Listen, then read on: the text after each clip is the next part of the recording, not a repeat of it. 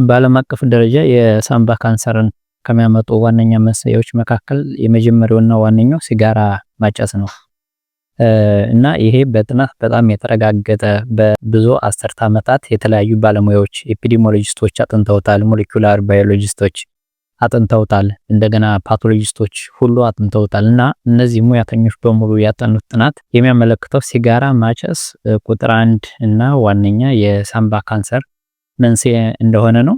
በዛሬው ዝግጅታችን ሲጋራ ማጨስ የሳምባ ካንሰርን እንዴት እንደሚያመጣ በዝርዝር እናያለን። ክቡራን ቤተሰቦች ቪዲዮውን ማየት ከመቀጠላችሁ በፊት ቪዲዮውን ከወደዳችሁ ሼርና ላይክ እንድታደርጉ ተጋብዛለሁ።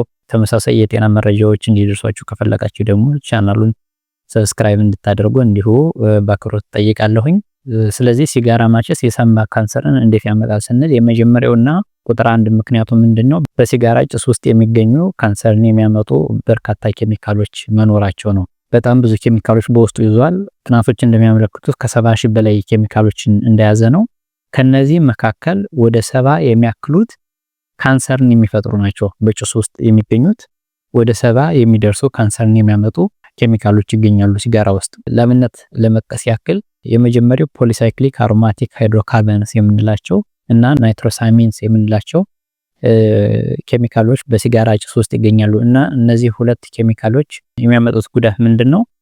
በሳምባችን ውስጥ የሚገኘውን ዲኤንኤ ይለውጡታል፣ ወይም ደግሞ ሚውቴት እንዲያደርግ እንዲቀየር እና ከኖርማል ተፈጥሮ ሌላ ተፈጥሮ እንዲይዝና ዲኤንኤ ካንሰርን እንዲያመጣ የሚያደርጉት ናቸው። ምክንያቱም ዲኤንኤ ከተቀየረ ካንሰር መምጣቱ ስለማይቀር ማለት ነው። ስለዚህ እነዚህ ሁለት ኬሚካሎች በሲጋራ ጭስ ውስጥ ይገኛሉ፣ ካንሰርን አምጪ ናቸው። ከዛ በተጨማሪ ቤንዚን በሲጋራ ውስጥ ይገኛል። ቤንዚን በነገራችን ላይ ለሳምባ ካንሰር ብቻ ሳይሆን ሌሎችም ካንሰሮችን ያመጣል። ስለዚህ ቤንዚን መኖሩ በራሱ ለሳምባ ካንሰር ምክንያት ነው። ከዛ ውጭ ፎርማልዲሃይድ የሚባል እንደዚሁ ሌላ ንጥረ ነገር አለ። ፎርማልዲሃይድ ደግሞ ምንድነው የሚያደርገው? የመተንፈሻ አካል ቲሹዎችን በሙሉ ይጎዳል ማለት ነው።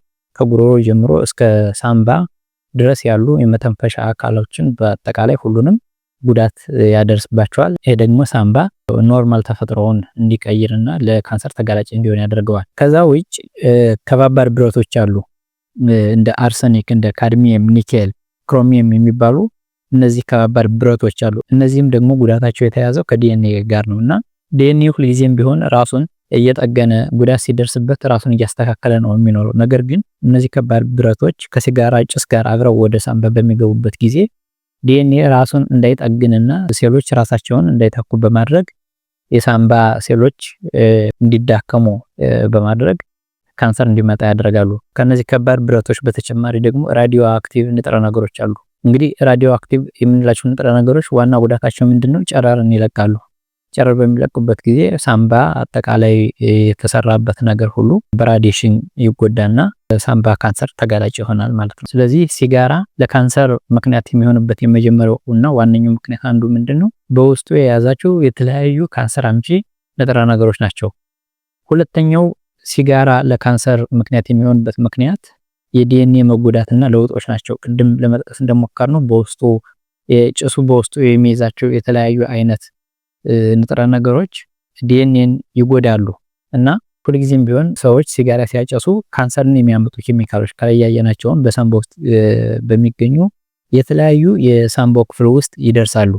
እና ሰውነት እነዚህን ኬሚካሎች ለማስወገድ ሲሞክር በሂደት አንዳንድ ኬሚካሎች በዛው ውስጥ ይቀራሉ። መወገድ በቀላሉ አይችልም። ከሳምባ ሴሎች ውስጥ ገብተው ይቀራሉና ሳምባን እየጎዱት ይቀጥላሉ። በዚህ ምክንያት የሳምባ ዲኤንኤ ይጎዳል፣ ቅድም እንዳልኳችሁ። እንደገና ደግሞ ሳምባ የተሰራባቸው የተለያዩ አይነት ቲሹዎች አሉ፣ እነሱ በሙሉ ይጎዳሉ። አጠቃላይ ይሄ ለካንሰር ምክንያት ይሆናል።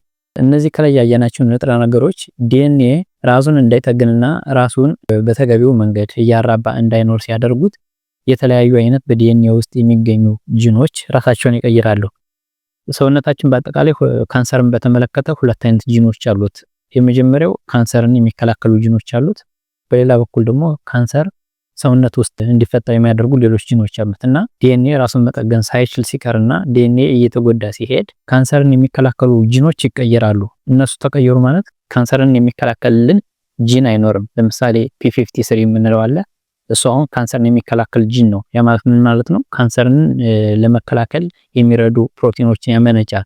ግን ዲኤንኤ ሲጎዳ እሱም አብሮ ስለሚጎዳ ካንሰር በቀላሉ ሳምባን እንዲያጠቃ ይሆናል ማለት ነው። ለካንሰር ምክንያት የሆኑ ደግሞ ሌሎች ጂኖች አሉና እነዚህ ጂኖች ዲኤንኤ በሚቀየርበት ጊዜ የሚቆጣጠራቸው ስለሚጠፋ ካንሰርን ወደ ማምጣት ይጀምራሉ። ክራስ የምንላቸው ኢጂኤፍአር እና ሌሎች ጂኖችም እንደዚሁ በሲጋራ ጭስ ምክንያት አክቲቬት የሆኑና ካንሰርን ያመጣሉ። በዚህ ምክንያት የሳምባ ካንሰር ሳምባን ያጠቃል። በሶስተኛ ደረጃ ማጨስ ለሳምባ ካንሰር ምክንያት የሚሆንበት ምንድነው? ለረጅም ጊዜ የሚቆይ የሰውነት መቆጣትን ይፈጥራል ወይም ደግሞ በእንግሊዘኛው ክሮኒክ ኢንፍላሜሽን የምንለው ነው። ጭሱ የሳምባን ቲሹ እያበሳጨው ይሄዳል ወይም ደግሞ እንዲቆጣ ያደርገዋል። ይህም ለረጅም ጊዜ የሚቆይ የሰውነት መቆጣትን ያስከትላል። በተደጋጋሚ አሁን የሚያጨሰው በተደጋጋሚ ስለሚያጨስ ዛሬ ሲያጨስ ሰውነት መቆጣት ይጀምራል። ሲደግምበት ደግሞ እንደዚሁ እንደገና ይቆጣል። ስለዚህ ሁልጊዜም ቢሆን ሰው ባጨሰ ቁጥር ሰውነት ኢንፍሌም እያደረገ እየተቆጣ ይሄዳል እና ሰውነት በተቆጣ ቁጥር የተለያዩ አይነት ኬሚካሎችን ያመነጫል ራሱን ለመከላከል። ኢንፍላሜሽን ተፈጠረ ማለት ሰውነት ጉዳት እየደረሰበት ነው ብሎ ስለሚያስብ ሳምባ በራሱ ሌሎች ኬሚካሎችን ያመነጫል። ነገር ግን እነዛ ኬሚካሎች ራሱ ሳምባን የሚጎዱት ይሆናሉ።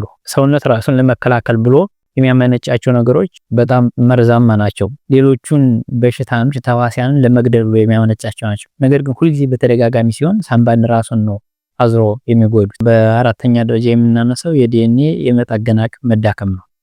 ቅድም እንዳልኩት ዲኤንኤ ሁልጊዜም ቢሆን ራሱን እየጠገነ ራሱን እየተካ የሚሄድ ነው። በጭሱ ውስጥ ያሉ ካንሰር አምጪ ኬሚካሎች የዲኤንኤ መጠገኛ ጂኖችን ከጥቅም ውጭ ያደርጓቸዋል።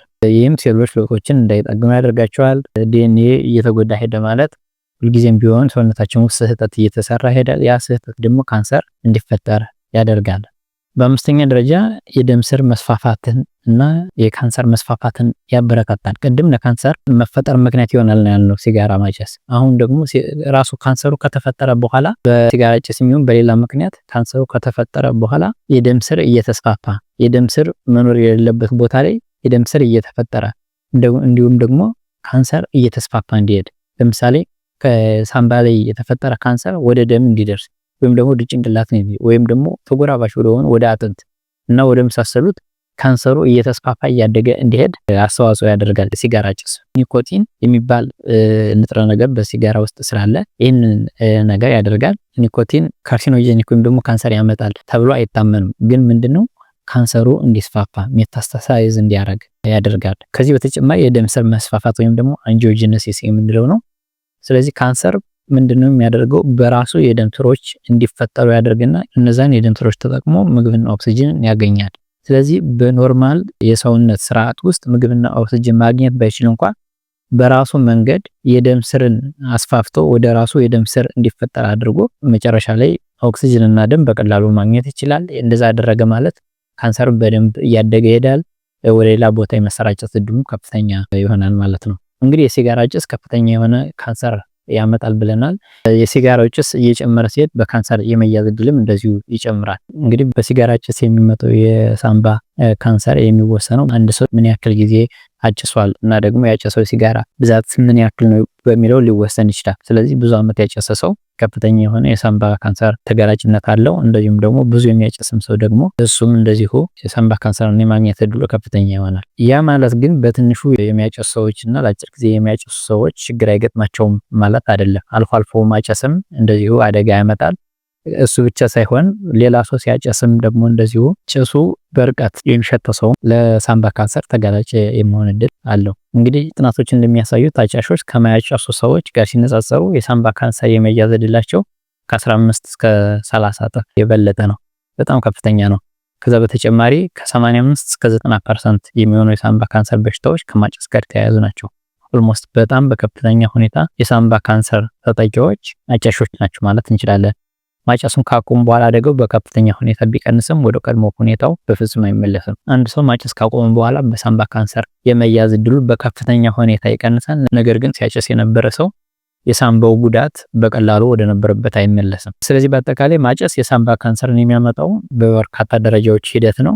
በጭስ ውስጥ የሚገኙ ካንሰር አምጪ ኬሚካሎች ዲኤንኤን በመጉዳት ዲኤንኤ ራሱን እንዳይጠግን በማዳከም ለረጅም ጊዜ የሚቆይ ሰውነት መቆጣትን በመፍጠር የዲኤንኤን ደንብ በመቀየር ሲጋራ የሳምባ ካንሰርን ሊያመጣ ይችላል። ከጊዜ ወደ ጊዜ በቁልፍ ጂኖች ውስጥ የሚከማቹ ለውጦች ከቁጥጥር ውጭ የሆነ የሴል እድገትና አደገኛ እጢ እንዲፈጠር እንደዚሁ ያደርጋሉ ማለት ነው። የዛሬውን የጤና ወጋችን እዚህ ላይ እንጨርሳለን። ይህ ቪዲዮ ጠቃሚ ሆኖ ካገኛችሁት ላይክ እና ሼር አድርጉት። ተጨማሪ የጤና መረጃዎችን ለማግኘት ቻናላችን ሰብስክራይብ እንድታደርጉ በአክብሮት እንጠይቃለን። ጤናማ ህይወት እንዲኖራችሁ እንመኛለን። አመሰግናለሁ።